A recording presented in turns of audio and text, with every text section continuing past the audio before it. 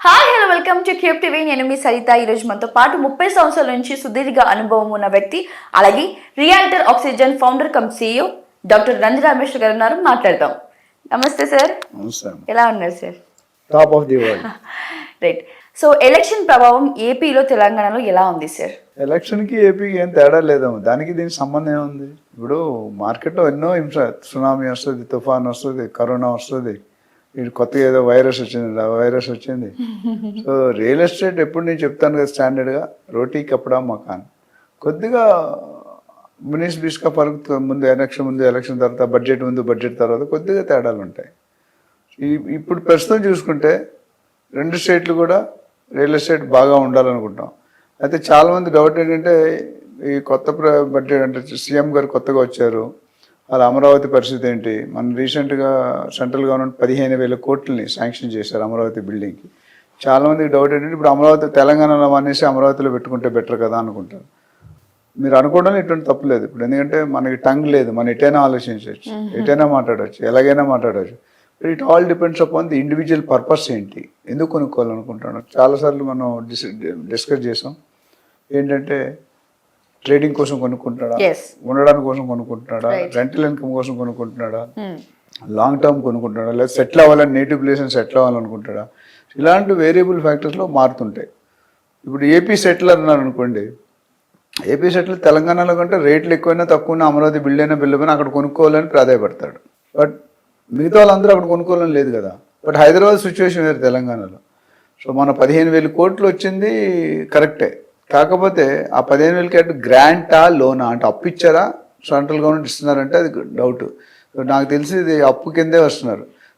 ఏపీలో డబ్బులు లేవు. ఫస్ట్ ఎలా మనం చూసుకుంటే 10 లక్షల కోట్లు అప్పు ఉంది. దాని ఖర్చులు, సంక్షేమ పథకాలు అన్నీ చూస్తే 25-30 లక్షలు కావాలి 5 సంవత్సరాల్లో.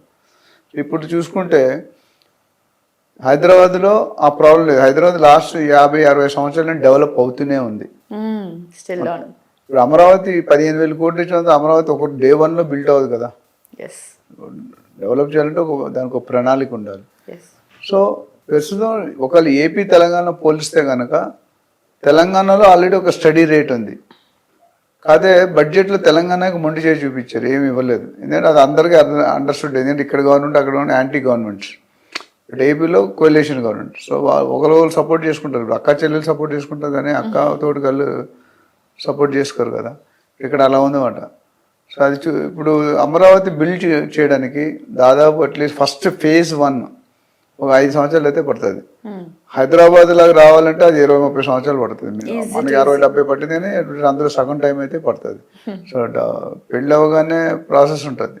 అట్లానే చెట్టుకి విత్తనం వేయగానే, సీడ్ వేయగానే ఒక ప్రాసెస్ ఉంటుంది. కొన్ని చెట్లు 6 నెలలు వేస్తాయి, కొన్ని చెట్లు 1 year వేస్తాయి, కొన్ని చెట్లు 15 సంవత్సరాలు పడుతుంది. సో ఇది కూడా అదే లిస్టులో ఉంది. సో డబ్బులు ఇచ్చారు. ఒక మంచి శుభ పరిణామం ఏంటంటే 15,000 కోట్లు ఇచ్చారు. అయితే అది అంటే ఎలక్షన్ ముందు చాలా చెప్తారు, మేనిఫెస్టోలో చాలా చెప్తారు. ఇప్పుడు చెప్పారు, ఇచ్చినప్పుడు ఎన్ని కష్టాలు ఉంటాయి అని తెలియదు. గవర్నమెంట్ అనేది అక్కడ ఇక్కడ కూటమి గవర్నమెంట్ ఉంది. ఎవరైనా ఒకటి బయటకు వచ్చారంటే గవర్నమెంట్ ఇక్కడ పడిపోతే అక్కడ ఇక్కడ పడదు, కానీ సెంట్రల్ అయితే పడిపోద్ది. చంద్రబాబు నాయుడు గారు చూసుకుంటే సీనియర్ పొలిటీషియన్, ఆయన మంచి అనుభవం ఉన్న వ్యక్తి. కానీ ధనం ఇదం మూలం. ధనం లేకపోతే ఏమీ చేయలేదు. మీకు ఎంత ఐడియా అయినా, ఎంత ప్లాన్. సో మెయిన్ ఛాలెంజ్ అంటే ఆంధ్రప్రదేశ్కి డబ్బులు లేవు. సో రాబెడతారనే గట్టి నమ్మకంతో ఆయన సిబిఎన్ గారిని గెలిపించారు. దాని ప్రకారం ప్రణాళిక చేస్తున్నారు. బట్ స్టార్ట్ చేసి ఒక షేప్, ఒక సైజు, అంటే క్యాపిటల్ అనేది ఈ రోజు దురదృష్టం ఏంటంటే మన ఆంధ్రప్రదేశ్ క్యాపిటల్ ఏంటి అని చెప్పుకోవడానికి లేదు. నిన్న మన హైదరాబాద్ జాయింట్ క్యాపిటల్ కలిసి కాపురం చేసేవాళ్ళని చెప్పారు. ఇప్పుడు అది కూడా కాపురం తీస్తారు. జూన్ 2, 2024కి హైదరాబాద్ కట్ ఆఫ్ అయిపోయింది. అక్కడ వచ్చే ఇన్కమ్ రాదు, అక్కడ వచ్చే పేరు వాడుకోలేరు. ఇప్పుడు వీళ్ళు సొంతంగా అమరావతిని క్యాపిటల్ బిల్డ్ చేసి చూపించాలి. బిల్డింగ్ గవర్నర్ బంగ్లా అవ్వచ్చు, గవర్నమెంట్ బిల్డింగ్స్ అవ్వచ్చు, బ్యూరోక్రాట్స్ కావచ్చు, రకరకాల డిపార్ట్మెంట్స్ చూపిస్తారు. సో అవన్నీ చేయడానికి డెఫినెట్గా టైం పడుతుంది. సో ఇన్వెస్ట్మెంట్ అయితే ఇది 2 పక్కల చేసుకోవచ్చు. ఎందుకంటే తెలంగాణలో చేసుకుంటే కొద్దిగా ఇమీడియట్ రిటర్న్స్ వచ్చే అవకాశం. ఏ ఏరియాలోనే మనం సపరేట్ ఒక వీడియో చేద్దాం. ఆంధ్రాలో ఏంటంటే ఇప్పుడు పెట్టుకుంటే ఒక 8 to 10 years ఆగాలి. ఎందుకంటే రేట్ పెరగాలంటే అక్కడ ఇన్ఫ్రాస్ట్రక్చర్ ఉండాలి. ఇన్ఫ్రాస్ట్రక్చర్ లేదు మనకి. రోడ్స్ కానీ, మిగతా ఇండస్ట్రీ కానీ, ఐటీ ఇండస్ట్రీ కానీ, మిగతా ఇండస్ట్రీ కానీ, ఎంప్లాయ్మెంట్ లేదు. లాస్ట్ 5 సంవత్సరాలు ఎంప్లాయ్మెంట్ అనేది జరగలేదు ఎక్కడ కూడా. బిల్డింగ్ ఇప్పుడు ఓన్లీ ప్లస్ పాయింట్ అంటే ఏవైతే చంద్రబాబు నాయుడు గారు గవర్నమెంట్లో కొన్ని బిల్డింగ్స్ 80%, 90% కన్స్ట్రక్షన్ చేసి తర్వాత జగన్ గారు వచ్చాక ఆపేశారు. సో దాన్ని ఇమీడియట్ టేక్ అవే చేస్తే ఒక షేప్ 10-20% ఉన్నది కూడా తక్కువ బడ్జెట్లో బిల్డింగ్స్ కనిపిస్తాయి. క్యాపిటల్ ఇన్నోవా స్టార్ట్ చేస్తారు, అనుకున్న డిజైన్ అనుకున్న అనుభవం కూడా ఎక్సలెంట్. బట్ ఫిజికల్గా చూపించడానికి ప్రజలకు మాత్రం డెఫినెట్గా టైం పడుతుంది. నా ప్రకారం అయితే తెలంగాణలో ఇన్వెస్ట్ చేసుకోవచ్చు, ఆంధ్రాలో ఇన్వెస్ట్ చేసుకోవచ్చు. ఆంధ్రాలో ఇన్వెస్ట్ చేసుకుంటే కొన్ని స్పెసిఫైడ్ ఏరియాస్ ఉన్నాయి, ఎందుకంటే యాజ్ ఆఫ్ నౌ మొత్తం ఇన్ఫ్రాస్ట్రక్చర్ డెవలప్ చేయడానికి టైం పడుతుంది. తెలంగాణలో అయిపోయింది. సో తెలంగాణలో కూడా కొన్ని ఏరియాలు బాగా డెవలప్ అయినాయి, కొన్ని ఏరియాలు ప్రణాళిక చేస్తున్నారు సీఎం గారు రేవంత్ రెడ్డి గారు. సో వేచి చూసి ఇప్పుడు ఇమీడియట్గా అయితే నాకు తెలిసి ఈ ఇయర్ ఎండ్కి అంటే 2024 ఇయర్ ఎండ్కి ఒక కంప్లీట్ క్లారిటీ వస్తుంది. సో బడ్జెట్లో కొన్ని రంగాలకి ఇచ్చారు, కొన్ని రంగాలకి ఇవ్వలేకపోయారు. సో ఇప్పుడు ఓఆర్ఆర్ మాట్లాడుతున్నారు, ఐటీ ఇండస్ట్రీ మాట్లాడుతున్నారు, పోలవరం ప్రాజెక్ట్ మాట్లాడుతున్నారు. ఇవన్నీ కూడా ఒక షేప్ రావడానికి చూడడానికి కూడా కొంత టైం పడుతుంది. ఆ టైం వెయిట్ చేస్తుంటే మీరు ఆంధ్రప్రదేశ్లో కూడా ఇన్వెస్ట్ చేసుకోవచ్చు. క్విక్ ఇన్వెస్ట్మెంట్, క్విక్ రిటర్న్స్ కావాలంటే you can shift to Telangana. Sir, అందరూ ఓన్ హౌస్ కట్టించుకోవాలి లేదా కొనుక్కోవాలని ఒక ఆశ ఉంటుంది అందరిలో కూడా.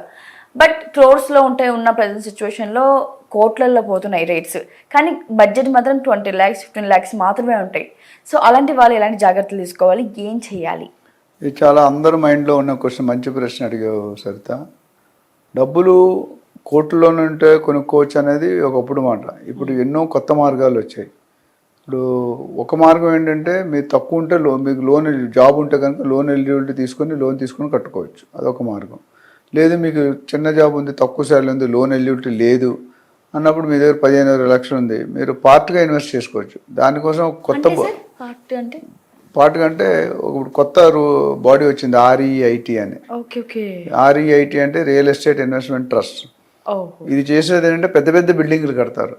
ఇప్పుడు ఒక జనరల్గా మనం ఒక ఫ్లోర్ మనం కొనుక్కుంటే హ్యాపీ అనుకుంటాం, లేకపోతే ఒక కంప్లీట్. ఇక్కడ అలా కాకుండా ఒకటే ఫ్లోర్లో 10,000-20,000 స్క్వేర్ ఫీట్ ఉంటుంది కమర్షియల్ బిల్డింగ్స్లో. అందులో 100 స్క్వేర్ ఫీట్ 200 స్క్వేర్ ఫీట్ అమ్ముతారు. ఇప్పుడు 20 లక్షలు ఉందనుకోండి, 200 స్క్వేర్ ఫీట్ వచ్చింది 10,000 లెక్క.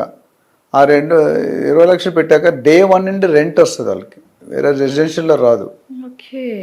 డే 1 అంటే మీరు 20 లక్షలు పెడితే 17-18 లక్షలు రెంట్ వస్తుంది, 17-18 వేలు రెంట్ వస్తుంది సంవత్సరానికి, ఎవ్రీ మంత్. సో అంటే ఇక్కడ ఉన్న అటువంటి ఒక ప్రాజెక్ట్, పెద్ద ప్రాజెక్ట్ 2 లక్షలు 3 లక్షలు స్క్వేర్ ఫీట్ కట్టినప్పుడు అదొక 5 సంవత్సరాలు పడుతుంది ప్రాజెక్ట్ కట్టడానికి. అక్కడ ఏమవుతుందంటే వీళ్ళు ఏదైతే 20 లక్షలు పెట్టారో ఒక ఫ్లోర్లో చిన్న భాగంకి నీకు ఓనర్షిప్ వస్తుంది. సో నువ్వు చిన్న భాగం అయినా పెద్ద భాగం ఓనరే, బయ్యరే, సెల్లరే. సో ఆ సంతృప్తి, నా ప్రాపర్టీ అనగానే ఆ కళ్ళల్లో ఆనందం వేరుంటుంది ఎవరికైనా, లేడీస్ అయినా జెంట్స్ కైనా, ఓల్డ్ అయినా యంగ్ అయినా. సో ఇక్కడ ఆ పరిస్థితి ఉంది మనకి. సో మీ దగ్గర 20 లక్షలు ఉంది, బ్యాంకులో వేసుకుంటే ఎంత వస్తుంది మీకు తెలుసు, బట్ ప్రాపర్టీ ఓనర్షిప్ రాదు మీకు. ఇక్కడ ఓనర్షిప్ అనే సాటిస్ఫాక్షన్ కొన్ని వాల్యూ ఉంటుంది, మనం లెక్క పెట్టలేం. సో 20 లక్షలు పెడితే 18,000-17,000 రెంట్ వస్తుంది నెలకి. ఇవాళ మీరు డబ్బులు కట్టి రీసెర్చ్ చేసుకుంటే నెక్స్ట్ డే 1 నుండి మీకు రెంట్ వస్తూనే ఉంటుంది. అయితే మీకు డౌట్ వచ్చారు, ఒకవేళ బిల్డర్ కంప్లీట్ చేయకపోతే 5 సంవత్సరాలు కదా, ఇప్పుడు ఎన్నో మోసాలు జరుగుతున్నాయి కదా అనేది. అది బిల్డింగ్ కంప్లీట్ అయినా, ప్రాజెక్ట్ కంప్లీట్ అయినా, కంప్లీట్ అవ్వని మీకు సంబంధం లేదు, ఆయన రెంట్ ఇవ్వాల్సిందే. సో ఇంకొక క్వశ్చన్ జనాలకు వచ్చేది ఏంటంటే, ఓకే ప్రాజెక్ట్ కంప్లీట్ అయింది, టెనెంట్ దొరకలేదు. టెనెంట్ దొరకకపోతే ఎలాగా? సో టెనెంట్ దొరకకపోతే కూడా మీకు సంబంధం లేదు, ఆయనే రెంట్ కడతాడు. మన కమిట్మెంట్ అలా ఉంటాయి అగ్రిమెంట్స్. ఎందుకంటే మీరు 20 లక్షలు 5 సంవత్సరాల ముందు. ఈ ప్రాసెస్ ఇప్పుడు స్టార్ట్ అయింది సార్? లేదు, ఉంది. మనం ఇప్పుడు డిస్కస్ చేసే అవకాశం రాలేదు, కొన్ని ఇయర్స్ బట్టి ఉంది. సో అదే ఒక విసురుబాటు. నెక్స్ట్ సార్ టెనెంట్ వచ్చాడని రెంట్ తక్కువ ఇస్తున్నాడు, అప్పుడు నీకు ప్రాబ్లం లేదు. వాళ్ళే రెంట్ తక్కువైందని సపోజ్ నెలకు 100 రూపాయలు రెంట్ ఉంది స్క్వేర్ ఫీట్కి, అది 80 రూపాయలకే సైన్ చేశాడు, ఆ 20 రూపాయలు కలిపి మీకు ఇస్తాడు. ఓకే, అంటే ఎటు చేసి మనం ఏమీ లాస్ అవ్వము. సపోజ్ టెనెంట్ ఎక్కువ ఇచ్చాడు, 100 రూపాయలు 120 రూపాయలు ఇచ్చాడు, అప్పుడు ఏమవుద్ది? ఆయన తీసుకొని 100 రూపాయలు ఇస్తాడు కాదు, అది అప్పుడు మీ పేరు మార్చుకోవచ్చు లీజ్ డేట్. అంటే ఎటుపక్క తెలుగులో సామెత, మా ఇంటికి వస్తే ఏం పెడతాం, మీ ఇంటికి వస్తే ఏం తెస్తాం. మా ఇంటికి వస్తే ఏం తెస్తాం, మీ ఇంటికి వస్తే ఏం పెడతాం, అవునా? ఇక్కడ అలా దానికి భిన్నంగా ఉంది. నువ్వు ఎటుపక్క చూసుకున్నా 1 సైడెడ్ అఫైరే. అంటే builder is taking that much responsibility, అది ఇంపార్టెంట్. సో 10 లక్షల నుండి 5 లక్షల నుండి కూడా పెట్టుకోవచ్చు. అందుకనే రియల్ ఎస్టేట్ ఇన్వెస్ట్మెంట్ ట్రస్ట్ అంటే ఒక ఫండింగ్ లాగా. ఇప్పుడు మీరు రికరింగ్ డిపాజిట్ అని ఉంది బ్యాంకులో, నెలకి 10,000 20,000 మీరు 100 రూపాయలనే వేసుకోవచ్చు, మీకు దగ్గర ఉన్న పరిస్థితి బట్టి ఎంతైనా వేసుకుంటూ పోతే అది అక్యుములేట్ అయ్యి దాని మీద ఇంట్రెస్ట్ వస్తుంది. అట్లా చాలా ఇది ఒక మంచి మార్గం. అయితే ఇక్కడ ఓన్లీ నెగిటివ్ ఏంటంటే, ఒకవేళ బిల్డర్ నిజంగా మంచోడా కాదా, 5 సంవత్సరాలు డబ్బులు తీసి వెళ్ళిపోతాడు, ఉటాయిస్తాడా, ఆ ఛాన్స్ అనేది ఉంటుంది. బట్ 99% అన్ని అప్రూవల్స్ ఉంటాయి కాబట్టి ప్రీ లాంచ్ కాకుండా పర్మిషన్స్ వచ్చేది తీసుకోవాలి పబ్లిక్. చాలా ప్రీ లాంచ్ అనేది తీసుకోవాలి సజెషన్. ఎందుకంటే రేపు పర్మిషన్ అయితే బిల్డర్ మంచోడే, బట్ మీకు డబ్బులు రావుగా. చాలా మంది బిల్డర్స్ మోసం చేయాలని వెళ్ళరు. కొంతమంది ఒక 10% ఉన్నా మిగతా 90% లాంగ్ టర్మ్లో మోసం చేయరు. కానీ వాళ్ళు మోసపోయినప్పుడు మిమ్మల్ని మోసం చేస్తాడు ఆయన. సో పర్మిషన్ ఇప్పుడు ప్రీ లాంచ్ అంటే ఏంటి, పర్మిషన్ లేకుండా డబ్బులు తీసుకోవడం. ఆ తర్వాత డాక్యుమెంట్ చెక్, లీగల్గా ప్రాపర్టీ చెక్ చేస్తే లీగల్ ప్రాబ్లం వస్తే లీగల్ ఇష్యూ ఉంది అనుకోండి, వాడు బ్యాంక్ లోన్ రాదు, రేరా పర్మిషన్ రాదు, డిటిసిపి రాదు, హెచ్ఆర్ ఏవీ రావు. సో పర్మిషన్ అయితే మీరు కట్టలేరు. సో ఇందులో ఏంటంటే బిల్డర్ బ్యాక్గ్రౌండ్ చాలా ఇంపార్టెంట్. కొంతమంది అప్పులు తీసుకొని కడతారు, కొంతమంది వాళ్ళ డబ్బులతో కడతారు. మనం ల్యాండ్ కొనుక్కొని మనం కట్టుకుంటే మనకు తక్కువ ఖర్చు అవుతుంది, కానీ ఎక్కువ బడ్జెట్ ముందే పెట్టాలి. అదే జాయింట్ వెంచర్ డెవలప్మెంట్ తీసుకుంటారు, ల్యాండ్ మీద కట్టేవాడు ఆయన వేరే ఆయన, అదొక రిక్వైర్మెంట్. సో మీరు క్లియర్గా క్షుణ్ణంగా ఈ టర్మ్స్ ఎప్పుడు కూడా జనరల్ బిల్డర్స్ అగ్రిమెంట్ ఏదైతే వన్ సైడెడ్ అగ్రిమెంట్ ఉంటాయి కొన్ని కేసుల్లో. కార్పొరేట్ కంపెనీ జనరల్ న్యూట్రల్ ఉంటుంది. ప్లస్ ఇప్పుడు రేరా అనేది ఒక ఫార్మాట్ ఇస్తుంది, వాళ్ళ ఇష్టం ఎవరిష్టం, ఇంతమంది ఎవరిష్టం వచ్చినట్టు వాళ్ళు రాసుకునేవారు. రేరాకి ఒక ఫార్మాట్ ఉంటుంది, ఆ ఫార్మాట్లో ఆ అంశాన్ని కంపల్సరీ ఇటు తిప్పి అటు తిప్పి ప్రజెంట్ చేయాలి. అది ప్రజెంట్ చేసినప్పుడు మీకు ఇబ్బంది ఉండదు. సో ఇన్ని జాగ్రత్తలు తీసుకుంటారు కాబట్టి మీకు ఎవరికైనా ఇన్కమ్ కావాలి ఎవ్రీ మంత్. మాకు ఇప్పుడు ముసలి వాళ్ళు ఉన్నారు, వాళ్ళ కొడుకులు అమెరికాలో ఎక్కడో సెటిల్ అయిపోయారు, వాళ్ళు మంత్లీ ఇప్పుడు 70 సంవత్సరాలు పని చేయలేరు, వాళ్ళు మంత్కి 20, 30, 40, 50 కావాలి. సో ఇది బెస్ట్. ఇప్పుడు ఎఫ్డీలో కూడా ఇంట్రెస్ట్ మనం వేసుకుంటే క్యుములేటివ్ ఇవ్వచ్చు, ఎవ్రీ మంత్ కూడా ఎవ్రీ క్వార్టర్ ఇస్తారు. అట్లా కొంతమంది మన పర్పస్ మీరున్నారు అనుకోండి, మీకు మంత్లీ ఉన్న మీ హస్బెండ్ చూసుకుంటారు, మీ డబ్బులు మీరు సేవ్ చేసుకోవచ్చు. ఆ లాంగ్ టర్మ్లో 3 సంవత్సరాలు 5 సంవత్సరాలు ఎఫ్డీ చేసుకోవచ్చు. బట్ ముసలి వాళ్ళు ఉన్నారు, మీ పేరెంట్స్ లెవెల్లో మా పేరెంట్స్ లెవెల్లో ఉన్నారు అనుకోండి, వాళ్ళకి డబ్బులు అవసరం కాబట్టి ఎవ్రీ మంత్ ఎవ్రీ క్వార్టర్కు ఇన్కమ్ కావాలి. సో అక్కడ ఉన్న పరిస్థితి ఇది చాలా మంచి option for only thing builder background, location, tenants వస్తారా అవి మాత్రం చెక్ చేయడం. లీగల్ ఒపీనియన్ కంపల్సరీ తీసుకోవాలి. డోంట్ గో అది తీసుకోపోతే మీకు వచ్చే ఇబ్బందులు ఉన్నాయి. ఏదైనా అయితే రేపు మీకు పోతే పోయింది ఒక 5,000, 10,000 తీసుకుంటాడు లీగల్. 20 లక్షలు పెట్టినట్టు 5,000కి ఏముంది, 5,000 తీసుకుని మీకు సేఫ్టీ ఉంటుంది. ఓకే తీసుకోవచ్చు, లీగల్గా ప్రాబ్లం లేదు, పర్మిషన్స్ ఉన్నాయి, అవన్నీ చెక్ చేసుకుని మీరు ఇన్వెస్ట్ చేసుకుంటే మీ ఇన్వెస్ట్మెంట్ అనేది 3 పువ్వులు 6 కాయలు ఉంటుంది. సో ఇది one of the best method. But ఏదేమైనప్పటికీ మీరు కొనుక్కోవాలనుకుంటే మాత్రం లీగల్ ఒపీనియన్ కంపల్సరీ తీసుకోవాలి. ఎన్కంబరెన్స్ సర్టిఫికేట్ ఇవన్నీ కొన్ని ఉన్నాయండి. అంతకుముందు మనం మాట్లాడడం ఒక ప్రాజెక్ట్ కానీ ప్రోడక్ట్ కానీ సెలెక్ట్ చేసుకుంటే ఏమేమి పత్రాలు చూడ ఆల్రెడీ మనం డిస్కస్ చేసాం, మన వీడియోలో ఉంటాయి ఆల్రెడీ. ఇవన్నీ చూసుకొని కొనుక్కుంటే డెఫినెట్గా మీ ఇన్వెస్ట్మెంట్ అనేది బాగుంటుంది. సార్ ఏపీలో చంద్రబాబు గవర్నమెంట్ వచ్చిన తర్వాత రియల్ ఎస్టేట్ రేట్స్ డమ్మాలు అంటున్నారు, మార్కెట్ పడిపోయింది అంటున్నారు. సో రూమర్స్ చాలా వస్తున్నాయి. సో దాని గురించి మీరేమంటారు? అన్నీ బాగా రీసెర్చ్ చేసుకొని వచ్చాంటావు, మంచి మంచి క్వశ్చన్, డబ్బులు తీసుకొని చెప్పే క్వశ్చన్లు ఇవన్నీ నువ్వు ఫ్రీగా చెప్పించుకుంటావు.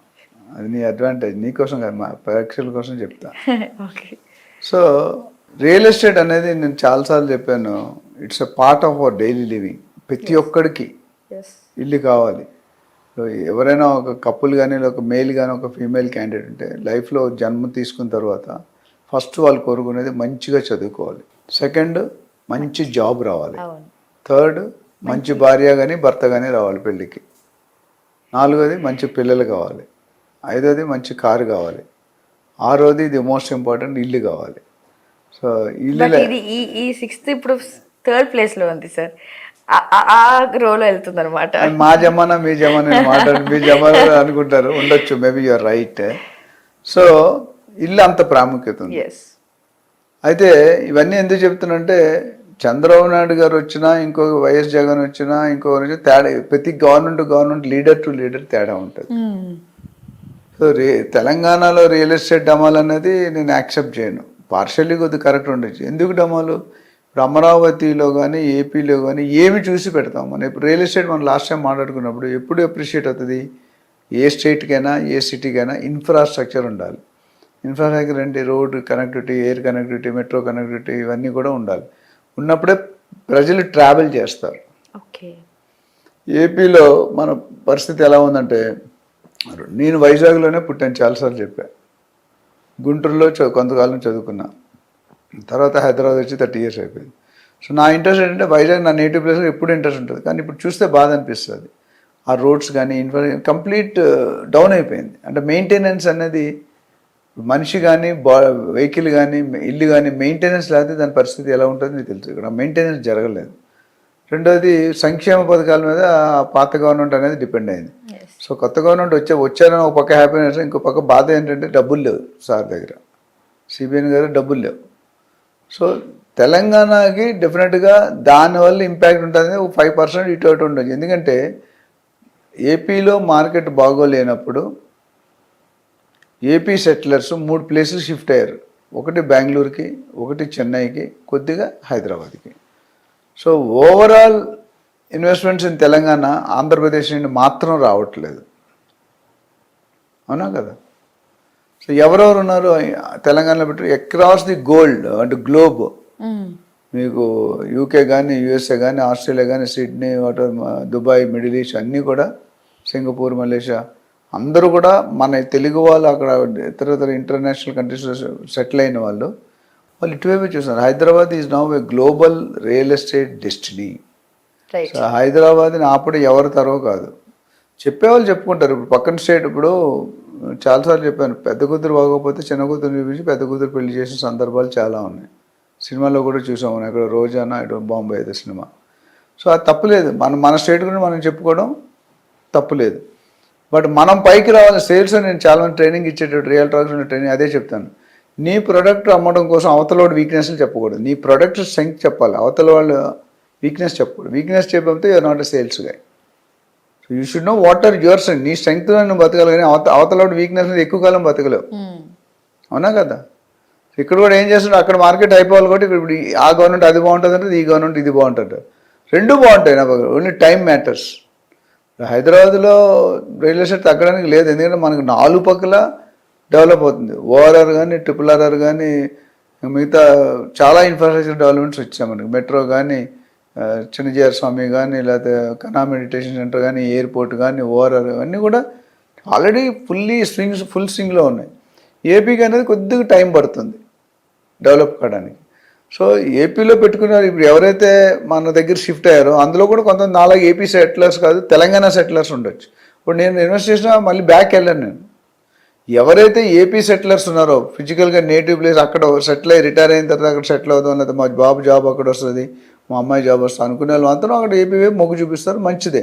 బట్ అందరూ చూపించేదంతా షిఫ్ట్ అయిందే ఓవరాల్గా 10-15% of the investors and buyers and builders. So వాళ్ళు మళ్ళీ ఇంకో సగం మంది వాళ్ళు బ్యాక్ వెళ్ళొచ్చు. సో దానివల్ల తెలంగాణకి తగ్గిపోయేది ఏమీ లేదు, ఏపీకి పెరిగిపోయేది లేదు. ఏపీ మార్కెట్ ఏపీయే, తెలంగాణ మార్కెట్ తెలంగాణ. ఇప్పుడు ఒక 2 సూపర్ బజార్లు ఉన్నాయి అనుకోండి, ఏదో పెద్ద మనం సూపర్ మార్కెట్స్ అంటాం కదా, అవి 2 పక్కన గత 10 సంవత్సరాలుగా నడుస్తున్నాయి. దానికి మరికొద్ది దూరంలో కొత్త సూపర్ మార్కెట్ వచ్చింది అంటే ఈ 2 మూసేస్తారా? మూయరు కదా. నువ్వు ఇచ్చే క్వాలిటీ, నీలాగా 100 మంది యాంకర్స్ ఉన్నారు మీ కంపెనీలో, 100 మంది యాంకర్లు టాప్ 5 5 ఉంటారు, 100 మంది ఉంటారు కదా. 5 ఎలా ఉంటారు? నువ్వు మాట్లాడే దాన్ని బట్టి, నువ్వు డెలివరీ చేసేది, నీ వాయిస్, నీ ఇంట్రెస్ట్, నువ్వు ఫేస్ స్మైల్, చాలా కొన్ని క్యారెక్టర్స్ ఉన్నాయి యాంకర్ కావాలంటే. అవన్నీ ఉంటే నువ్వు పైలో ఉంటావు, లేదా నువ్వు కిందలో ఉంటావు. సేమ్ అక్కడ కూడా 3 స్టోర్లు ఉంటే ఈచ్ స్టోర్లో సర్వీస్ చూస్తారు. కొన్ని హోటల్స్కి వెళ్తాం, అసలు మనకి ఎందుకు వెళ్ళామా అని బాధపడతాం. కొన్ని హోటల్ మళ్ళీ రావాలంటుంది. కొన్ని ఇంటికి వెళ్ళా అంతే, ఇల్లు చూసే కామ్ పీస్ ఆఫ్ మైండ్ బాగుంటుంది. కొంతమంది ఇక్కడ నుండి ఎంత జల్దీ బయటకు వెళ్ళిపోవాలంటుంది. నేను మొన్న బెంగళూరు ఒక వెళ్ళా కదా రికార్డింగ్కి, ఓ హోటల్కి వెళ్ళాను, పేరు చెప్పను, ప్రమోట్ చేసి ఉంటుంది. ఆ హోటల్లో ఎంట్రన్స్ గేట్ కీపర్ దగ్గర నుండి సప్లై చేసే వరకు, బిల్ ఇచ్చే వరకు అందరూ hospitality. Good morning sir, please come, మీరు ఏం తింటారు, సప్లై కూడా గ్యాప్ లేకుండా సర్వీస్ ఇచ్చారు. అలాగే నేను మళ్ళీ రెండోసారి వెళ్ళాను, అక్కడ 3 రోజులు ఉన్నాను, రెండోసారి కూడా అక్కడికి వెళ్ళా. ఇక లైక్ అదే ప్యారల్గా నైట్ టైం ఇంకో హోటల్కి వెళ్ళాం, మళ్ళీ రిపీట్ కాలేదు. It all depends upon your quality of service. మీరు ఏమనుకుంటే, మీ ఇంటెన్షన్ ఏంటి, మీ గోల్ ఏంటి అనేది మైండ్లో ఉంటుంది. సో ఇప్పుడు మన దగ్గర మీరు చూసుకుంటే చాలా హోటల్లో గుడ్ మార్నింగ్ ఎవరు చెప్పరు, మీరు చూడండి. అక్కడ కూడా అన్ని చెప్పారు. కొన్ని హోటల్స్ అలా ఓనర్ దగ్గర ఉండి మన ఎంట్రన్స్ నుండి మనం రిసీవ్ చేసుకుని, కమ్ సార్ ప్లీజ్, ఎంతమంది సార్ ప్లీజ్ సిట్ హియర్. ఆ టిఫిన్ వచ్చేవాడు కూడా గుడ్ మార్నింగ్ చెప్పి ఆర్డర్ తీసుకున్నాడు, సప్లై చేసాడు. అంటే ఆ కల్చర్ అనేది ఇన్కార్పొరేట్ అయింది. ఎస్పెషల్లీ మల్టీనేషనల్ కల్చర్లో ఇవి ఉంటాయి, ఇండియన్ కల్చర్లో తక్కువ. సో ఇలాగే తెలంగాణ ఏపీ కూడా ఇద్దరికీ మార్కెట్ ఉంటుంది. ఇప్పుడు ఏంటంటే ఏపీలో మనకి కనిపించలేదు, వెయిట్ అండ్ వాచ్. ఒక మేబీ నేను చెప్పినట్టు 3 నుండి 6 నెలలు ఉంటే డెఫినెట్గా అది పికప్ అవుతుంది. పికప్ అయిన దాని బట్టి మీరు ఇన్వెస్ట్ చేసుకోవచ్చు. ఇప్పుడైతే కొద్దిగా వెయిట్ అండ్ వెయిట్ ధోరణిలో ఉంటే మంచిది. ఎందుకంటే యాజ్ ఆఫ్ నౌ చూపించుకోవడానికి ఏం లేదు, మన దగ్గర చూపించుకోవడానికి ఉంది, ప్లస్ రేట్లు రెట్టింపు అవుతూనే ఉన్నాయి. సో ఓవరాల్గా చూసుకుంటే 2 స్టేట్లు బాగుంటుంది, 2 స్టేట్లలో పెట్టుకోవచ్చు. సార్ ఇన్వెస్ట్మెంట్ పెట్టాలి అనుకున్న వాళ్ళు కమర్షియల్ సెగ్మెంట్స్లో పెడితే బాగుంటుంది, రెసిడెన్షియల్ సెగ్మెంట్స్లో పెడితే బాగుంటుంది, ఎలాంటి దాంట్లో చూస్ చేసుకోవాలి? అన్నీ భలే క్వశ్చన్ అడుగుతాయి. ఎక్కడ పెట్టుకున్నా భూమి మీద డబ్బులు వస్తాయి, ఇక్కడ పెడతా కాదు వచ్చే రేట్లో తేడా ఉంటుంది. అయితే ఇక్కడ నువ్వు నేర్చు చేసుకున్న పాయింట్ ఏంటంటే ప్రేక్షకులు కూడా కమర్షియల్లో ఎందుకు పెడతారు, ఎవరు పెడతారు, what is the problem, what is the advantage, what is the disadvantage. కమర్షియల్లో పెట్టుకోవాలంటే టికెట్ సైజ్ అంటారు, పెద్దగా ఉండాలి ఇన్వెస్ట్మెంట్. ఇప్పుడు సపోజ్ నీ 10 లక్షలు ఆ రీట్ అనేది కాకుండా నార్మల్ కమర్షియల్ బిల్డింగ్లో పెట్టాలంటే మీరు రోడ్డు మీద పెద్ద బిల్డింగ్లు చూస్తారు, రోడ్డు పక్కన పెద్ద పెద్ద బిల్డింగ్లు ఉంటాయి. ఒక ఫ్లోర్కి 5,000 10,000 స్క్వేర్ ఫీట్ ఉంటుంది. ఒక స్క్వేర్ ఫీట్ 10,000 20,000 30,000 ఒక స్క్వేర్ ఫీట్ ఉంటుంది. సపోజ్ ఒక 5,000 ఉంది అనుకోండి, 5,000 × 10,000 ఎంత అయింది? 5 కోట్లు. 5 కోట్లు మన దగ్గర ఉంటుందా లేదని క్వశ్చన్ మార్క్. అదే రెసిడెన్షియల్ అయితే మీరు ప్లాట్ ఒక 20 లక్షల నుండి 2 కోట్లు 3 కోట్ల దాకా పెట్టుకోవచ్చు. అయితే సపోజ్ మీరు ₹1 కోటి ఫ్లాట్ కొనుక్కున్నారు అనుకున్నప్పుడు మీ బడ్జెట్ ప్రకారం ₹1 కోటికి రెంట్ ఎంత వస్తుంది? ఇయర్లీ మంత్లీ 20,000 నుండి 25,000 మ్యాక్సిమం, అంతకంటే ఎక్కువ రాదు. అండ్ ఓల్డ్ అవుతున్న కొద్ది కొద్దిగా ఆ ప్రాపర్టీ తాలూకా వాల్యూ కూడా తగ్గుతుంటుంది. సో ఒకవేళ మనం హైయెస్ట్ 25,000 పర్ మంత్ తీసుకున్న సంవత్సరానికి 3 లక్షలు, అంటే ₹1 కోటి ఇన్వెస్ట్మెంట్ 3 లక్షలు వస్తున్న 3%. అదే రియల్ ఎస్టేట్ కమర్షియల్లో ఎక్కువ బడ్జెట్లో పెట్టుకుంటే మీకు 6 to 8% వస్తుంది. అది బిగ్గెస్ట్ అడ్వాంటేజ్. డిసడ్వాంటేజ్ అంటే బడ్జెట్ అమౌంట్, అడ్వాంటేజ్ అంటే మీకు రేట్ ఆఫ్ రిటర్న్స్ ఎక్కువ వస్తాయి. కానీ మళ్ళీ ఇంకొకటి అడ్వాంటేజ్, రెసిడెన్షియల్ అనుకోండి 25,000 టెనెంట్ ఖాళీ చేసాడు దొరకడం ఈజీ. కానీ కమర్షియల్లో రోడ్ సైడ్ రీటైల్ ప్లేస్ అయితే మిగతా ప్లేసెస్ ఫిల్ అవ్వడం కష్టం. ఆ ఖాళీగా ఉన్నాడు property tax, water tax, electricity bill అన్నీ మీరే కట్టుకోవాలి. ఇది ఒక ఛాలెంజ్ ఉంటుంది. బట్ మామూలుగా అయితే దొరుకుతాయి అదే రోడ్ సైడ్ ఇన్సైడ్, మీరు ఇన్సైడ్ బిల్డింగ్, ఇంత పెద్ద బిల్డింగ్ మీరు ఎప్పుడైనా ఒకరు వెకేట్ చేస్తే ఇంత పెద్ద ఇలా టెనెంట్ రావడం అంత ఈజీగా రాదు. అదే చిన్న ఫ్లోర్ ఉందనుకోండి, ఒక ఫ్లోర్కి లేకపోతే సగం ఫ్లోర్ ఈజీగా వచ్చేసారు. ఇప్పుడు చిన్న సైజులో కొనుక్కునే వాళ్ళు ఇప్పుడు 20 లక్షలు 25 లక్షలు ప్లాట్ కొనుక్కునే వాళ్ళు 1,00,000 మంది ఉంటే ₹1 కోటి పెట్టి కొనుక్కునే వాళ్ళు మేబీ 5,000 10,000 మంది ఉండొచ్చు. సో అలా బడ్జెట్ పెరిగి ఒక 5 కోట్లు పెట్టి కొనేవాడు మేబీ 100 మంది 200 మంది ఉండొచ్చు given point of time. So ఎంత సిటీకి మీరు దూరంగా వెళ్తుంటే అంత రేటు తగ్గుతుంది, ఎంత దగ్గరగా వస్తుంటే అంత పెరుగుతుంటుంది. సో రెండూ మంచివే. మీ పర్పస్ ఏంటి, మీరు రెంట్కి ఇవ్వాలనుకుంటే ఒక రెంటల్ ఇన్కమ్ ఉండి మీ దగ్గర ఎక్కువ బడ్జెట్ ఉంటే కమర్షియల్ సెగ్మెంట్ డెఫినెట్గా పెట్టుకోవచ్చు. లేదు మీకు అంత బడ్జెట్ లేదు, అంత లోన్ రాదు, అంత కెపాసిటీ లేదు, మీకు అంత శాలరీ లేదు, ఎందుకంటే మీరు తీసుకోవడం ఈజీయే బట్ కట్టడం కష్టం కదా. బ్యాంక్ వాళ్ళు లోన్ ఇచ్చేటప్పుడు మీ సిబిల్ స్కోర్, మీ కట్టే కెపాసిటీ. ఇప్పుడు నీకు సపోజ్ 50,000 జీతం వస్తుంది అనుకోండి, మీరు 5 కోట్లు లోన్ అంటే ఇప్పుడు దానికి ఒక లెక్క ఉంటుంది, ఆ లెక్క ప్రకారమే ఇస్తారు. ఇది గమనించుకోవాలి. ప్లస్ దాన్ని మీరు కమర్షియల్ కూడా మీరు వాడుకోవడానికి కొనుక్కుంటున్నారా, లేదా మీరు రెంట్కి ఇవ్వడానికి కొనుక్కుంటున్నారా, లేదా ట్రేడింగ్ కోసం కొనుక్కుంటున్నారా. మనం చెప్పుకున్న రకాలు ఉన్నాయి, ఇన్వెస్ట్మెంట్ రకాలు. సో అది కూడా డిపెండ్ అయి ఉంటుంది మన ఫ్యాక్ట్, ఇది కొనాలి అది కొనాలి. జనరల్గా ఇప్పుడున్న పరిస్థితుల్లో 4 కోట్లు 3 కోట్లు పెట్టి కొనుక్కోవడం అనేది కొద్దిగా టఫ్ వాతావరణమే, సిచ్యువేషన్ అంత బాగోలేదు. ఎందుకంటే యూఎస్లో రెసిషన్ ఉంది, సాఫ్ట్వేర్ జాబ్ ఎక్కువ, రియల్ ఎస్టేట్ పెరిగింది వెస్ట్లో, ఎందుకంటే ఐటీ కార్డు, ఐటీ వాళ్ళ జాబుల్లో 1,00,000 2 లక్షల శాలరీ ఉంటే వైఫ్కి హస్బెండ్కి అవి ఏం చేయాలో తెలియక రెంట్ కట్టే వదిలి ఇన్వెస్ట్మెంట్ పెట్టుకొని ఈఎంఐ కట్టుకొని ఒక 20 సంవత్సరాల తర్వాత 30 సంవత్సరాల తర్వాత ప్రాపర్టీ ఫ్రీ అయిపోతుంది. సో ఇవన్నీ మీరు చేసుకుంటే పర్వాలేదు, చేసుకోలేకపోతే ఒక కన్సల్టెంట్ని మాలాంటి వాళ్ళు చాలామంది మార్కెట్లో ఉంటారు.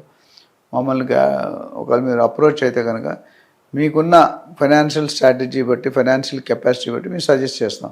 ఫస్ట్ మేము ఇన్వెస్ట్మెంట్, మా రియల్టర్ ఆక్సిజన్లో ఒక ఇన్వెస్ట్మెంట్ అడ్వైస్ సెల్ ఉంది, మిగతా సెల్స్. ఆ సెల్ ఏంటంటే ఇప్పుడు మీరు ఒక ఎక్స్ అమౌంట్ మీ దగ్గర ఉంది, నేను ఇన్వెస్ట్మెంట్ చేయాలనుకుంటున్నానంటే మీతో ఒక 1/2 అవర్ 1 అవర్ క్షుణ్ణంగా మాట్లాడి మిమ్మల్ని అర్థం చేసుకొని మీ రిక్వైర్మెంట్కి తగ్గ మేము సజెస్ట్ చేస్తాం. అయితే మేము ఇన్వెస్ట్మెంట్ సజెస్ట్ చేసే ముందు ఒక 4-5 పారామీటర్స్ తీసుకుంటాం. ఏంటంటే ఫస్ట్ ఏదైతే ఇన్వెస్ట్మెంట్ ఉందో సేఫ్టీ ఉండాలి, సెక్యూరిటీ ఉండాలి, ఆ ప్రాజెక్ట్ కంప్లీట్ అవ్వాలి, అప్రిషియేషన్ బాగుండాలి, ఎక్కువ రేట్ రావాలి. సో ఇలాంటి ఫ్యాక్టర్స్ అన్ని చూసుకొనే మేము కన్సిడర్ చేస్తాం.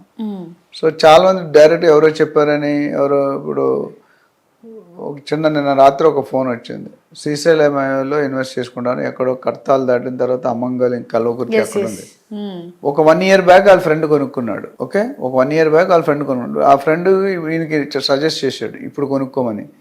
అప్పుడు కొనుక్కునేటప్పుడు శ్రీశైలం మంచి పికప్లో ఉంది, ఎందుకంటే బీఆర్ఎస్ గవర్నమెంట్ ఉంది, టీఆర్ఎస్ అటు ఫార్మాసిటీ. ఇప్పుడు ఏమైంది, ఫార్మాసిటీ తీసేశారు.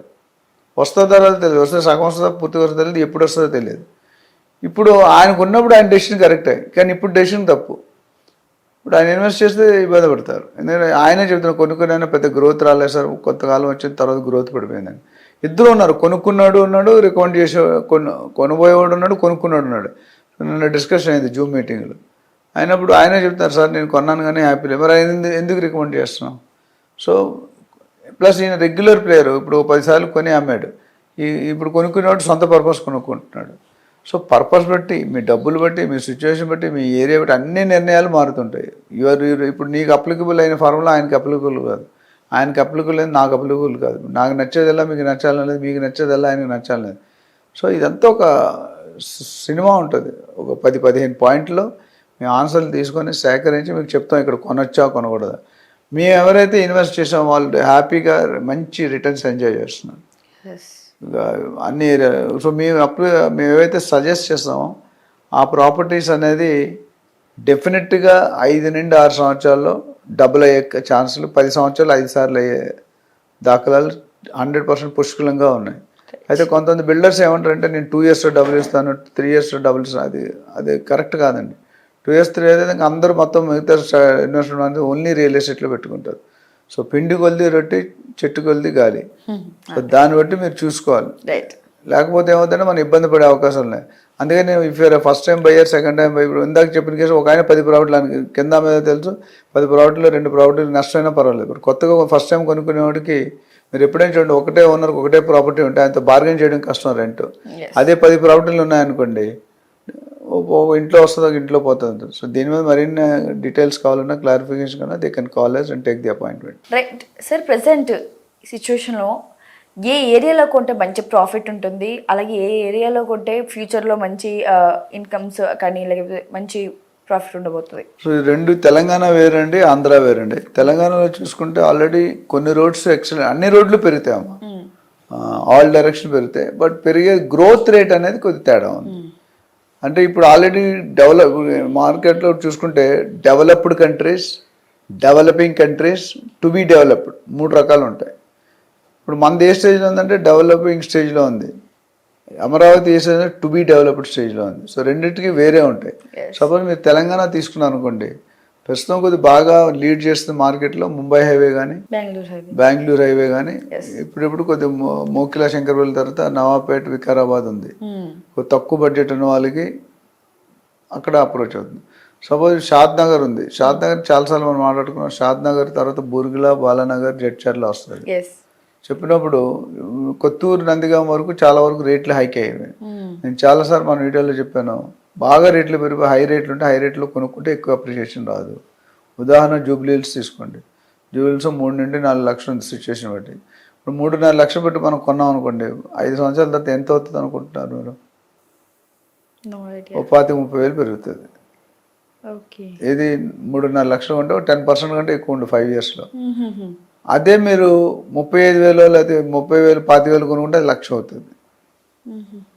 సో ఎక్కడ తక్కువ ఉందో రేటు పెరిగి ఆల్రెడీ పెరిగిపోయింది అనుకోండి. ఇప్పుడు బంజారాలు జూబ్లీస్ కొనుక్కోవడం అంత ఉత్తమం కాదు, ఎందుకంటే లేవు. వచ్చినా కొనుక్కుంటే స్టేటస్ సింబల్ కోసం కొనుక్కోవాలి, రిటర్న్స్ కోసం కొనుక్కోవాలి. మన అడ్రస్ విజిటింగ్ కార్డ్ చూపిస్తే బంజారాల్స్ అనగానే లుక్ మారిపోతుంది, ఇమాజినేషన్ మారిపోద్ది, పర్పస్ మారిపోద్ది.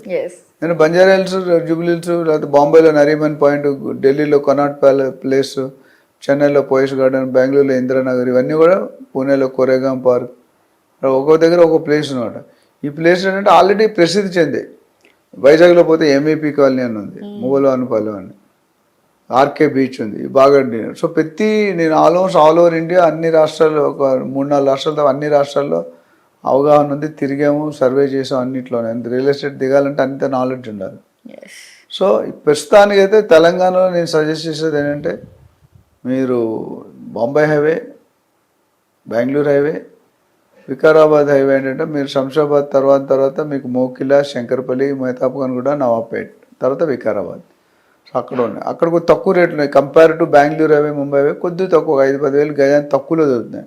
ఇప్పుడు ముంబై హైవేలు అనుకుంటే 25 నుండి 35 వేలు మెయిన్ రోడ్డు అంటే రోడ్డుకి దగ్గర ఉన్న ప్రాజెక్ట్స్ కొద్దిగా లోనికి వెళ్తే ఇంకా 5-10 వేలు తగ్గుతుంది.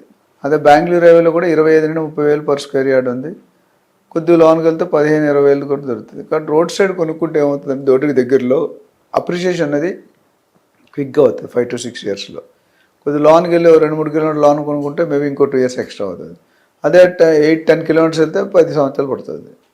సో ఇది అట్లనే ప్రతి రోడ్డు ముంబై ఇప్పుడు మోకిలా శంకర్పల్లిలో మీరు చూసుకుంటే ఒక 10 years బ్యాక్ మోకిలాలో 10,000 అంటే పెద్ద ఎక్కువ ప్రైస్ 10 years బ్యాక్. ఇప్పుడు ఎంత ఉంది మోకిలా? 60 నుండి 80 వేలు అయింది. Oh my God. మినిమం అయితే 50 వేలు తక్కువ దొరకదు. So where is 10,000, where is 50-60,000. అట్లనే శంకర్పల్లి పోతే ఇంకొద్ది తగ్గుతుంది. సో అలాంటి దాంట్లో నేను దాని తర్వాత ఏం చేస్తానంటే శంకర్పల్లి తర్వాత నేను సజెస్ట్ చేసే ఏరియాస్ ఏంటంటే అక్కడ special economic zones, food processing unit ఇవన్నీ వస్తున్నాయి. అక్కడ ఏముందంటే రేటు 15-20 వేలు పర్ గజం ఉంది. ఇక్కడ నేనేం చెప్పాను 25 నుండి 30 నుండి 35 వేలు అన్న. అక్కడ సేమ్ ఈక్వి డిస్టెన్స్ ఇక్కడ ఓఆర్ఆర్కి ఎంత దూరం ఉంది అక్కడ ఓఆర్ఆర్ అది ఇవన్నీ కూడా మ్యాక్సిమం RRR లోపు సజెస్ట్ చేస్తున్నాను. RRRకి 3 కిలోమీటర్ ఇటు కానీ అటు కానీ పర్వాలేదు. మళ్ళీ RRR 10 కిలోమీటర్స్ అయితే మళ్ళీ అప్రిషియేషన్ అనేది రేటు మారుతుంది. సో నేను ఇందాక చెప్పినట్టు అప్రిషియేషన్ ఎక్కడ వస్తుంది ఎలాగొస్తుంది దానికి కొన్ని రీజన్స్ ఉంటాయి, లాజికల్ రీజన్స్ ఉంటాయి. ఎందుకంటే ఇప్పుడు ముంబై హైవే అనుకోండి పెద్ద ఇండస్ట్రీ లేదు, బట్ స్టాండర్డ్ ఆల్రెడీ డెవలప్ అయిపోయింది. ముంబై హైవే అంటే మీకు ఏమొస్తాయి ఇక్కడ మీరు Gachibowli, Kokapet, Neopolis, Tellapur, Kollur, Isnapur, Patancheru, IIT Kandi, Sangareddy, Rudraram, Peddapur, Sadasivpet and so on, Zaheerabad. So ఇంత స్ట్రెచ్ ఆల్రెడీ వెళ్ళిపోయారు. ఇటుపక్క మన షాద్నగర్ బెంగళూరు హైవే ఉంది, శంషాబాద్ తర్వాత కొత్తూరు, నందిగామ, షాద్నగర్, బూర్గుల, బాలానగర్, జడ్చర్ల అటు వెళ్ళిపోయింది. సో ప్రతి సైడ్ కూడా ఇటుపక్క కూడా ఏముంది మీకు మన మొబిలిటీ వాల్యూ చెప్పిన దగ్గర మీకు శంషాబాద్ తర్వాత మనకి మోకిల, శంకరపల్లి, దాని తర్వాత మెహతాబ్ఖాన్ కూడా, Navapet, Vikarabad. So Vikarabad 100, Zaheerabad 100, Jadcherla 100. So projects అయితే అంతవరకు వెళ్ళిపోయాయి. బట్ జనాలు నేను సజెస్ట్ చేస్తుంటే RRR జోన్లో ఎక్కడ కొనుక్కున్నా మీకు బాగానే రెట్టింపు అవుతుంది. కాకపోతే క్లియర్గా నేను సజెస్ట్ చేస్తుంటే ఎవరైనా మీరు ఫస్ట్ టైం సెకండ్ టైం కొనుక్కున్నట్టయితే please go through a professional agent. మీరు ఇబ్బంది పడుకుని ఉంటారు. చాలామంది మోసపోతుంది. నాకు యావరేజ్ రోజు 2-3 కాల్స్ వస్తాయి. మేము డబ్బులు కట్టేసాం, బిల్డర్ కంప్లీట్ చేయట్లేదు, ప్రాజెక్ట్ ఇట్లేదు, డబ్బులు ఇట్లేదు, ఇవన్నీ చాలా ఇబ్బంది పడుతున్నారు. సో అలాంటి ఇబ్బంది లేకుండా prevention is better than cure. So డెఫినెట్గా మీ రేట్లు ఎంతవరకు అప్రిషియేట్ అవుతాయని మీకు క్లారిటీగా ఒక లాజిక్ తెస్తాం. షాద్నగర్ ఎస్పెషల్లీ ఇప్పుడు ఏమైందంటే మున్సిపాలిటీ లెవెల్కి ఎలివేట్ అయింది. అంతకుముందు గ్రామ పంచాయతీ ఉండేది. సో లెఫ్ట్ సైడ్ చెన్నజీఆర్ ఉంది, right side Kanha meditation centre ఉంది, మైక్రోసాఫ్ట్, అమెజాన్ కంపెనీ ఉన్నాయి, మేకాగూడ ఇండస్ట్రియల్ ఏరియా ఉంది. అంటే దగ్గర 100 ఓఆర్ఆర్కి దగ్గర, RRR వాకబుల్ డిస్టెన్స్. సో ఇవన్నీ పెట్టుకొని మేము సజెస్ట్ చేస్తాం. సో దీని మీద మరిన్ని డీటెయిల్ కావాలంటే they can contact us. Sir present మనం చూస్తున్న ఇప్పుడు సిచ్యువేషన్ వచ్చేసి గోల్డ్ రేట్లు అమాంతంగా తగ్గిపోయాయి. ఎలా అంటే అసలు ఊహించని విధంగా, అంటే అంత డ్రాస్టిక్ చేంజ్ కాకపోయినా ఇంచుమించు గతంలో 2 months పోల్చుకుంటే ఇప్పుడున్న సిచ్యువేషన్ చాలా తగ్గిపోయింది. సో దీని వెనకాల ఉన్న అంతరంగం ఏమిటి? అవన్నీ నువ్వు గవర్నమెంట్ అడగాలి అన్నట్టు ఎట్లా, లేదంటే గవర్నమెంట్లో నాకు gold and bullion market committee ఉంటుంది, ఇండియన్ జెమ్ అండ్ జ్యువెలరీ. నాకు పొజిషన్ ఇప్పిస్తే వాళ్ళు ఏం డిస్కషన్ ఉంటారో ఆలోచించి చెప్తాను నేను కనుక్కొని. సో నేను అంతకుముందు కూడా చెప్పాను సార్, మేబీ కొంత 6 months బ్యాక్ ఏదో టాపిక్ మన ఛానల్లోనే మాట్లాడాను. Stock market, gold market, real estate, మిగతా మ్యూచువల్ ఫండ్స్ అని, గోల్డ్ బాండ్స్ అని, NSE, PPF ఇవన్నీ కూడా ఉన్నాయి. ఇది కాకుండా ఈ ముఖ్యంగా కాంపిటీషన్ ఇప్పుడు ఈ ముగ్గురు మధ్య ఉంటుంది. సో ఎన్నో సందర్భాల్లో నేను చెప్పాను, ఇప్పుడు కూడా చెప్తున్నాను. ఈ 3 కంపేర్ చేస్తే అడ్వాంటేజ్ స్టాక్ మార్కెట్ ఉందనుకోండి, మొన్న బడ్జెట్కి ఒక్కసారి 1500-1400 పాయింట్లు పడిపోయింది. కుప్పకూలిన స్టాక్ మార్కెట్ బడ్జెట్ అవుతుండగానే పడిపోయింది. కానీ రియల్ ఎస్టేట్లో పడిపోయిందా? గోల్డ్ పడిపోయింది. సో 3 పోలిస్తే దేనికున్న అడ్వాంటేజ్. బంగారం అనేది చాలామంది అప్రిషియేషన్ కంటే సెంటిమెంట్లో కొనుక్కుంటారు. నా కూతురు పెళ్ళి అవుతుంది, నా కొడుకు పెళ్ళి అవుతుంది, కూతురికి 10 తులాలు ఇచ్చి పంపించాలా, ఆ సాంప్రదాయం మొత్తం ఎంటైర్ వరల్డ్లోనే నాకు తెలిసిన వరకు ఇండియాలో ఎస్పెషల్లీ కొంటారు. సౌత్ ఇండియాలో చూసుకుంటే మన ఇండియా బంగారం అంటే నేను చాలాసార్లు చెప్పాను, లేడీస్కి బట్టలు అన్నా, బంగారం అన్నా, ఫ్లవర్స్ అన్నా చాలా అంటే ఇష్టం. సో అందులోనే ఒక పార్ట్ బంగారం. సో బంగారం మన tradition, sentiment more than money. అక్కడ అప్రిషియేషన్ చూడరు చాలామంది, అప్రిషియేషన్ అవుతుంటుంది. సో అది ఇప్పుడు 1930లో 15-16 రూపాయలు ఉండేది, అలా పెరుగుతూ 1990కి ఒక 100-200 అయ్యి అట్లా 1993లో నాకు తెలిసి 4500 అయింది తులం. అట్లా 2011-12లో 28,000 అయింది. నేను చెప్పేది 24 క్యారెట్ బంగారం. ఇప్పుడు మొన్న కరోనా వరకు చూసుకుంటే 55-56 వేలు ఉండేది. గత 2-3 నెలలుగా 2093 తర్వాత 2011-12 28,000. నేను అప్పుడప్పుడు మానిటర్ చేస్తున్నాను కాబట్టి ఇంకా డీటెయిల్ కూడా వెళ్ళొచ్చు. టైం తక్కువ ఉంది కూడా డీటెయిల్ వెళ్ళట్లేదు. ఇప్పుడు కరోనా టైంలో 50 నుండి 55 అక్కడ కూడా తగ్గింది. చాలా రోజుల వరకు 56-57లో సడన్ గా గత 2 నెలలు గానో 3 నెలలు గానో ఒకసారి ఒక 7 నుండి 10,000 పెరిగింది. పెరుగుట విరుగుట కొరకే అని ఒక సామెత ఉంది. పెరుగుట కొరకే అంటే నువ్వు స్పీడ్ గా పెరిగితే దెబ్బలు తగులుతాయి. ఇప్పుడు మనకి నిదర్శనం చూసాం. ఇప్పుడు రోజుకి ఎంతకాలం తగ్గుతుంది అంటే పెద్దగా తగ్గదు, మళ్ళీ పుంజుకుంటుంది. సో స్టాక్ మార్కెట్లో నేను చెప్పాను, ఎక్కువ దాంట్లో నాలెడ్జ్ ఉన్న వాళ్ళు అది కొనుక్కోవాలి. స్టాక్ మార్కెట్ అన్నీ మంచివే, బట్ స్టాక్ మార్కెట్లో ఇన్వెస్ట్ చేయాలంటే నాలెడ్జ్ ఉండాలి. మీకు నాలెడ్జ్ లేకపోతే ఎవ్రీ డే మానిటర్ చేయాలి, ప్రతి క్షణం మారుతుంటుంది. అది తెలియదు, ఇటు వెళ్తుందా మార్కెట్ అటు వెళ్తుంది. సడన్గా ఎంతో ఒక మాఫియాలా ఉంటారు. రియల్ ఎస్టేట్ కానీ, గోల్డ్ మార్కెట్ కానీ, స్టాక్ మార్కెట్, వీళ్ళందరూ ఒక group of people, top people will manage, దాన్ని కంట్రోల్ చేస్తారు. ప్లస్ ఇండియాలో గోల్డ్ రేట్ తగ్గడానికి కారణం అక్కడ మన 6% కస్టమ్స్ డ్యూటీ తగ్గించారు సెంట్రల్ గవర్నమెంట్. అది ఎందుకు తగ్గించారంటే ఇంటర్నేషనల్ కండిషన్స్లో ఎలా ఉంది దాన్ని బట్టి. ఇప్పుడు ఎందుకంటే కొంతమంది గోల్డ్ కొనుక్కుంటారు, కొంతమంది గోల్డ్ అమ్ముతారు. కొన్ని కంట్రీలు ఇప్పుడు గోల్డ్ అమ్ముకుంటున్నాయి, కొన్ని కంట్రీలు గోల్డ్ కొనుక్కుంటున్నాయి. సో ఆ ఇండివిజువల్ కంట్రీ బట్టి స్టేటస్ ఉంటుంది. చైనా అనేది వేరు, మన ఒకప్పుడు యూకే అంటే టాప్ ఉండేది. ఇప్పుడు దాన్ని మించిపోయి చైనా, జపాన్ ముందుకెళ్తుంది, ఇండియా ముందుకెళ్తుంది. సో ఓవరాల్గా చూసుకుంటే రిస్క్లెస్ ఇన్వెస్ట్మెంట్ అనేది రియల్ ఎస్టేటే. ఎందుకంటే మీకు 100 ఎగ్జాంపుల్ చెప్పాను అంతకుముందు కూడా. మీరు ఎక్కడైనా ఒక ప్రాపర్టీ 10 రూపాయలు పెట్టి కొనుక్కుంటే 50 సంవత్సరాలు అది ₹1,00,000 అయింది. 10 రూపాయలు పెట్టుకుంటే 50 లక్షలు అయింది. 50 ఎంత చెప్పాను, 10 రూపాయలు కదా, ఆల్మోస్ట్ ₹1,00,000 అయింది. ఎన్నిసార్లు చూసుకుని 10 పక్కన ఎన్ని సున్నాలు పెడితే 1,00,000 అవుతుంది. అట్లా మురళీమోహన్ గారు, మన జైబేరి అధినేత ఉన్నారు, ఎవరైతే ఉన్నారో, గూగుల్ ఆఫీసు కొండాపూర్ దగ్గర జైబేరీ ఎన్క్లేవ్ అని ఒక లేఅవుట్ 1990sలో వేశారు. 94-95లో అక్కడ వేశారు. అప్పుడు ఎంతకు అమ్మారు? ₹750 గజం అమ్మారు. ఆయన నా ఫంక్షన్కి వచ్చినట్టు ఇదే స్పీచ్లో కూడా చెప్పారు. ఈరోజు 2.5 లక్షలు ఉంది. ₹750 కొనేది 2.5 లక్షలు ఉంది. ఎన్నిసార్లు మీరు గోల్డ్లో కానీ స్టాక్ మార్కెట్ అన్ని రెట్లు పెరగడం ఉండదు. అది 30, 40, 50 సార్లు పెరిగితే మన 500 రెట్లు పెరిగింది, 1000 టైమ్స్ పెరిగింది. సో రియల్ ఎస్టేట్ అనేది ఆల్వేస్ ఎవర్ గ్రీన్ సబ్జెక్ట్, అసలు మీకు అందులో డౌటే లేదు. కాకపోతే ఎవరైతే కొనుక్కునేటప్పుడు సరిగ్గా మంచి ప్రాపర్టీ, మంచి బిల్డర్, మంచి లొకేషన్, మంచి డెవలప్మెంట్ నువ్వు కొనుక్కుంటే వాళ్ళకి అప్రిషియేషన్. ఏదైనా ఇల్లీగల్ ప్రాపర్టీ, టైటిల్ క్లారిటీ లేని ప్రాపర్టీ, పర్మిషన్ లేని ప్రాపర్టీ కొనుక్కుంటే గ్రాఫ్ రివర్స్ అవుతుంది. ఇది చాలా ఇంపార్టెంట్.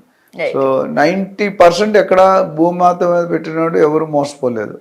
సో రియల్ ఎస్టేట్లో ఇన్వెస్ట్ చేయాలంటే ఎక్కడ ఇన్వెస్ట్ చేయాలన్నా భూమాత అంత పేషెన్స్ ఉండాలి, ఆకాశం అంత ఆశ ఉండాలి. రియల్ ఎస్టేట్లో ఏమవుతుందంటే ఆకాశం అంత ఆశ ఎప్పుడైతే అత్యాశకి వెళ్ళిపోతుంది, బిల్డర్స్ కానీ అత్యాశకి వెళ్ళినట్టు చీటింగ్ మొదలవుతుంది. చీటింగ్ మొదలవుతుంది, బయర్ మోసపోతాడు. ఇది ఒక చైన్ సర్కిల్. ఇవన్నీ కూడా జాగ్రత్తగా చూసుకొని కొనుక్కుంటే they will be happy. Thank you sir, thank you so much.